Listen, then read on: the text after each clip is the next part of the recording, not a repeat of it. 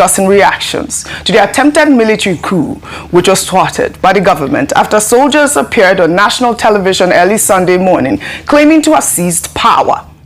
A group of at least 8 soldiers, led by Lieutenant Colonel Pascal Tigri, stormed the country's state television, announcing the removal of President Patrice Talon and the dissolution of all state institutions.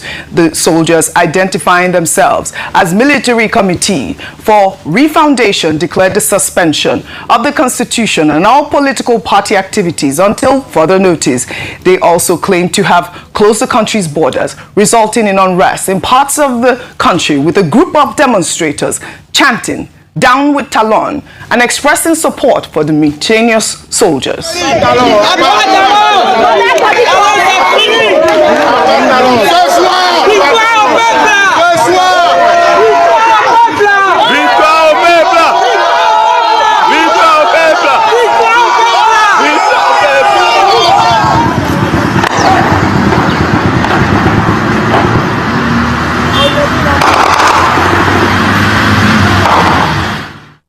Well, barely 12 hours after gunfire first rang out in several neighborhoods in Cotonou on Sunday, Benin President Patrice Talon announced that the coup had been thwarted, stating that the country's armed forces and National Guard remained loyal to the Republic, asserting that they stood firm, recaptured their positions, and cleared all resistance held by the mutineers.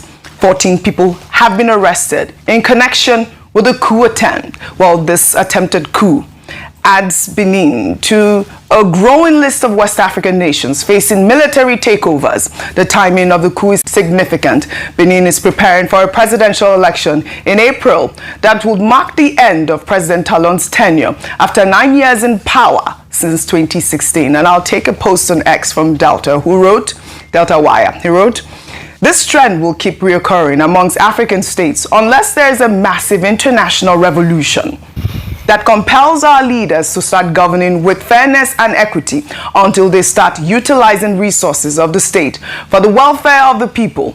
Africans will keep rising every day in whatever form, shape, or nomenclature until the people start seeing the dividends of democracy. They'll keep being rebellious. African leaders are the problem, and they evolve from amongst us. We're all culpable on this." Well, amid reactions to the failed coup attempt, the coup leader, Pascal Tigri, reappeared in a video which went viral on Sunday, stating that they undertook the mission to free Benin from the dictatorship of President Talon before going on to caution France to stay out of their internal affairs. Well, ECOWAS released a statement on X condemning the coup, describing it as an unconstitutional move, while Nigeria's Ministry of Foreign Affairs stated that they stand in firm solidarity with the government and the people of the Republic of Benin. Subsequently, at the request of President Talon, Nigeria sent Air Force fighter jets and ground troops to take over Benin's airspace and help dislodge the coup plotters, eliciting more reactions. There was a statement that was sent out by Bayo Ononuga. If we can take that statement, he wrote, President Bola Ahmed Tinubu has commended the gallantry of Nigeria's military on Sunday for responding swiftly to the requests by the government of Benin Republic to save its 35-year-old democracy from coup plotters. Well, he went on to state that the Nigerian government acted on 2 separate requests from the government of Benin. First, by ordering fighter jets to enter the country and take over the airspace to help dislodge the coup plotters. And secondly, the authorities in Benin requested the deployment of Nigerian Air Force assets within Beninois airspace for surveillance and rapid intervention operations under Benin-led coordination with Nigeria's Chief of Defense Staff, General Olufemi Oluyode, confirming that all the requests had been fulfilled And, you know, I wanted to take that response from an ex-user. I'll take that response after I hear from you. I'd love your comments about what has been going on so far with the fact that, you know, the President Bola Ahmed Tinubu, had, you know, responded to this coup attempt swiftly. And the word swiftly had to be highlighted, really. Go ahead with your thoughts. Okay, so a number of things this morning. Number one is that Benin Republic is about the same age as Nigeria in terms of independence, gaining independence. Benin Republic gained independence on the 1st of August 1960. However, as you can tell, they haven't been able to fully enjoy the dividends of the democratic system of government they've adopted, you know, since gaining independence. And this, you would see the trend across different countries on the African continent, and particularly the West Africa region, whereby there have been a number of coups. In the Republic of Benin itself, only less than a year ago, 2 close associates of the president were indicted as, you know, a coup was foiled, and 2 close associates of the president were indicted and handed 20 years imprisonment for the attempted coup. A little over a year afterwards, we are now seeing another attempt of a coup. A number of things could have been said would be responsible, OJ. Number one, of course, is the lack of strong institutions, the fact that the people do not believe that they are enjoying the dividends of democracy. Only last month, the president had, through the rubber stamp assembly, extended the tenure of presidency limits from 5 years to 7 years, and this was said to be preparing the grounds for his anointed candidate in the next cycle of election, which is meant to take place next year, April of 2026. So these are some of the factors that some people have highlighted as a reason for why their agitations, and a small group of influential people, as was described by the foreign interior minister, have come together now to announce this coup. Thankfully, Nigeria rose up to the task as big brother.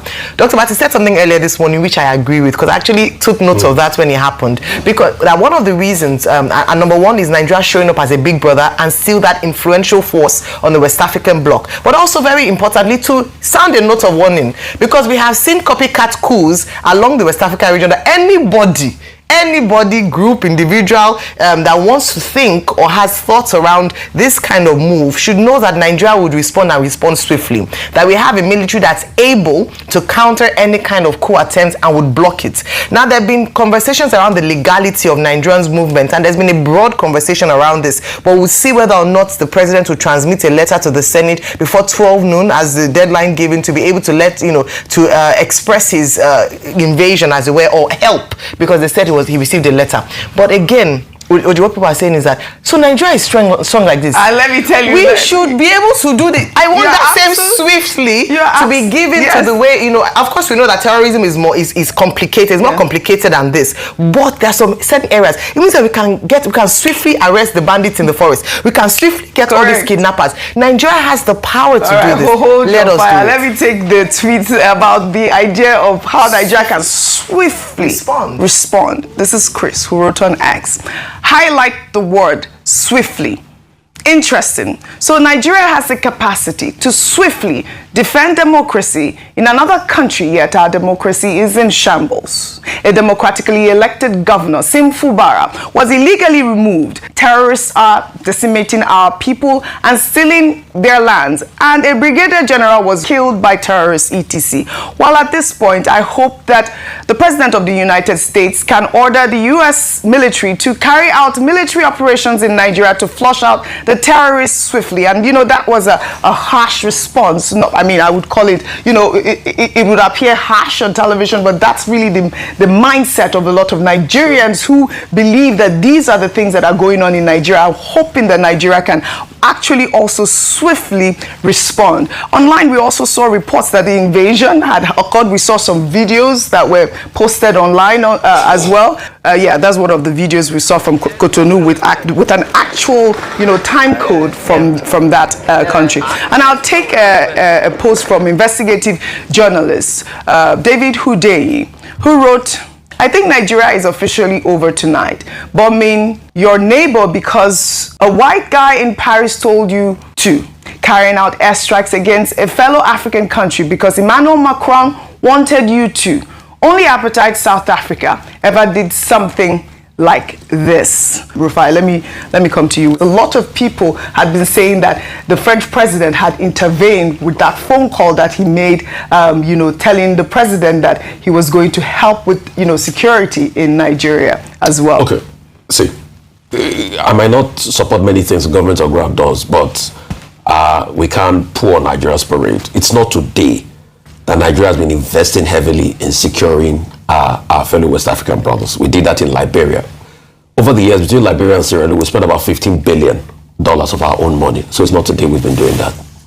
The problems we had with it was that the president was supposed to notify the Senate about it.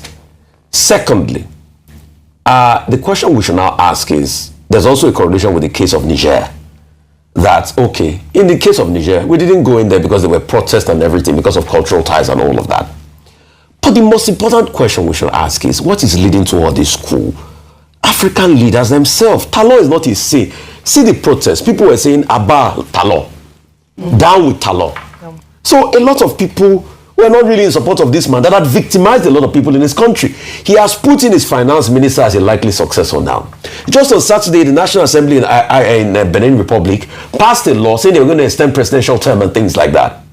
So the leaders themselves have not crowned themselves in glory, and that's what we should keep talking about. If we keep having these Yahoo-minded leaders on the African continent, that once they get into power, they think life is all about them. And it's not only Talon. We could go back to the days of Matthew Kerekou.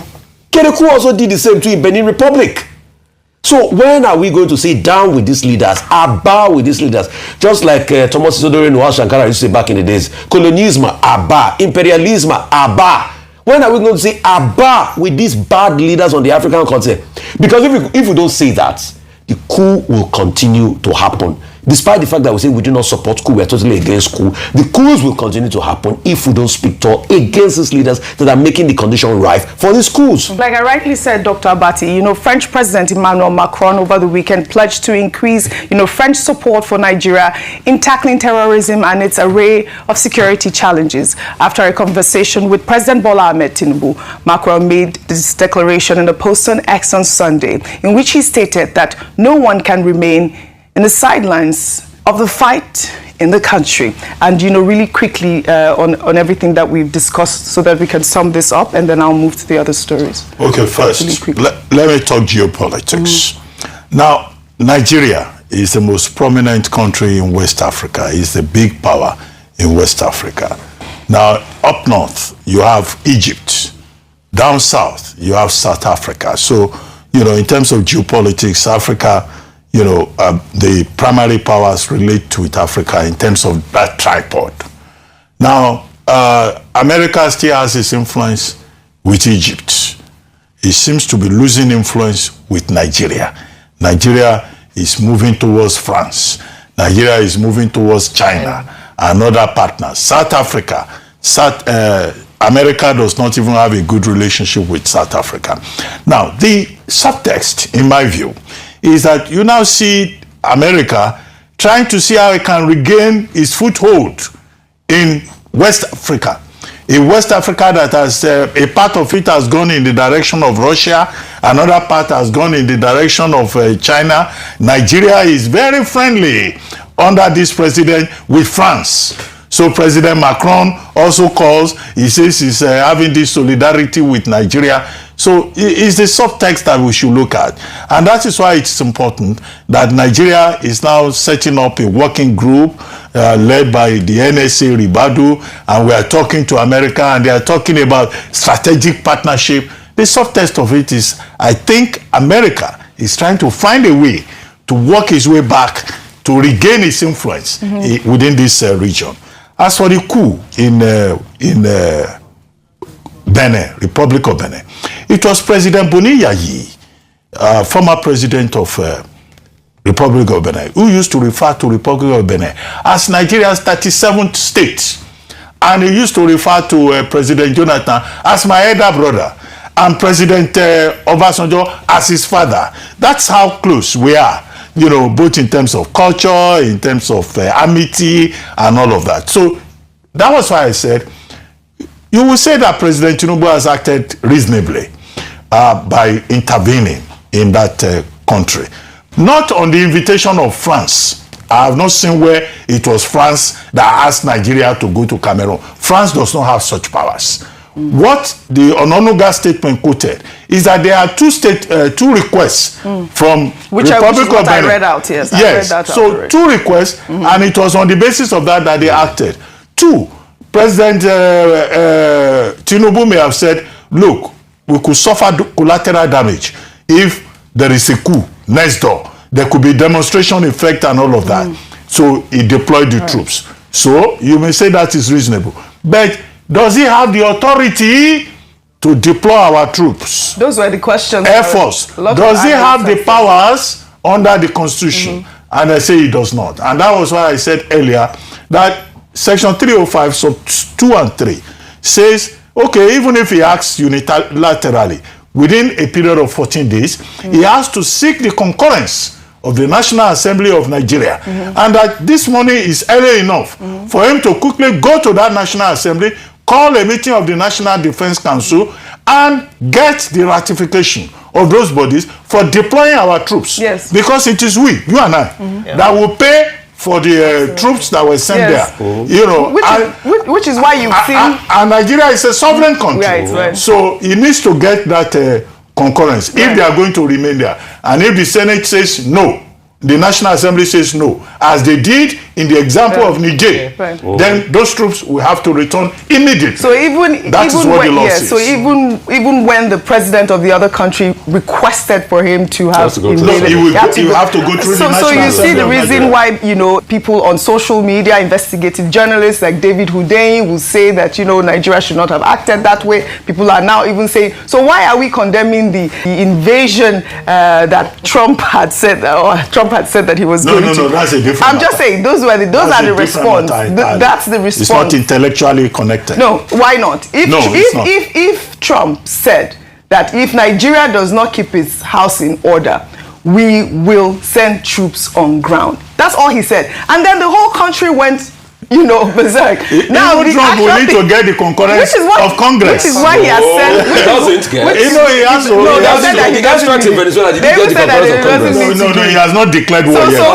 Did he get the concurrence of Venezuela in the airstrikes he did in Venezuela? No, he's still doing body language. In the Eastern Pacific Ocean. No, Audrey has a point. Audrey is right. This is the conversation. It's the same conversation. No, she is correct. But why is it not different? It is the same conversation. Why is it not different? Dr. Abati, which is what you're saying now. He cannot declare war. Which is what you're saying. The Congress is now tackling Trump on those airstrikes now.